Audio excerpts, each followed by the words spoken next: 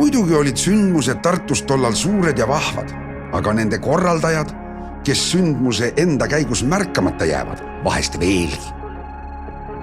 Filme teevad režissöörid, operaatorid, näitlejad ja kunstnikud. Aga see, et igal aastal südalinna tohutu ekraan püsti sai, ei oleks olnud ilma korraldajateta.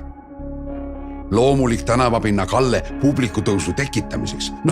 Seda märkab produtsent, eks ole.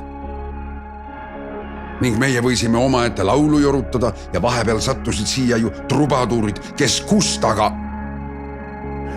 seda, et väliskülalised süsteemselt ja igal aastal Tartu üles leiaksid ning siin oma autori laule esitaksid, seda ei ole iseenesest. Ei. Ning mõne inimesega oli muidugi nii, et ei oleks olnud ei Vanemuist, Kaudeaamust, Hansapäevi, Kremli ööbikuid ega draamafestivali. Või oleks?